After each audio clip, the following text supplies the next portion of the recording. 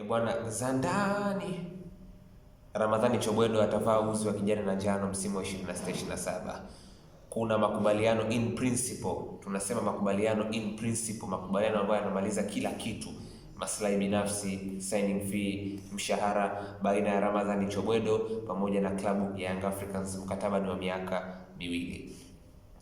Of course hichi ambacho kimetokea jioni ya leo kimeongeza chachu, kwa sababu mwisho wa siku Ramadhani Chobwedo hakukuwa na shaka kuhusu Young Africans na namna ambavyo walikuwa wanamtazama na kumzingatia, lakini ni wazi Ramadhani Chobwedo alikuwa anavutiwa na vilabu vingi, yaani vilabu vingi vilikuwa vinavutiwa na uwezo wa Ramadhani Chobwedo, na wapo ambao wamejaribu kutaka kumshawishi kwa wakati huu kwamba mambo yasijakawa mengi, kwa sababu kadri siku zitavozidi kwenda, dirisha likiwa linakaribia, kwa maana dirisha kubwa, mchuano unaweza ukawa ni mkubwa. Wapo ambao wamejaribu kubipu, lakini amekataa ama ameshindwa kupokea simu nyingi Ramadhani Chobwedo ambazo alikuwa anaziona mwisho wa siku. Lakini simu ya rais wa Young Africans, ujumbe wa rais wa Young Africans umekubaliwa na Ramadhani Chobwedo, na Ramadhani Chobwedo atakuwa ni mchezaji wa Young Africans kwa mkataba wa miaka 2. Kwa hiyo hii ni taarifa ambayo ilikuwa inazungumzwa, lakini lilikuwa ni swala la muda.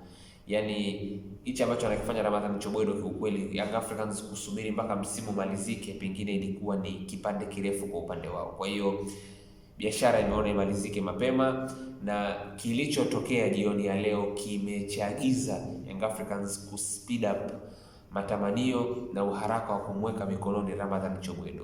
Walikuwa wanafikiria kusubiri mpaka mwishoni mwa msimu, lakini hakuna shaka tena kuhusu uwezo wa Ramadhani Chobwedo. Unapozungumzia mawinga wa kizawa ambao wako katika level ya juu kwa wakati huu, unamzungumzia mtu anayeitwa Ramadhani Chobwedo. Kwa hiyo kwa kusema hivyo, Young Africans na Ramadhani Chobwedo ni done deal. Ichukue kutoka kwangu, ni done deal. Young Africans wameweka kandarasi ya miaka 2 kwa Ramadhani Chobwedo. Signing fee isiyopungua shilingi milioni 150 imewekwa bayana kwa ajili ya Ramadhani Chobwedo aweze kusinya mkataba wa miaka 2. Kwa hiyo huu ni usajili wa kwanza wa wachezaji wa kizawa ambao Young Africans wameukamilisha kwa wakati huu.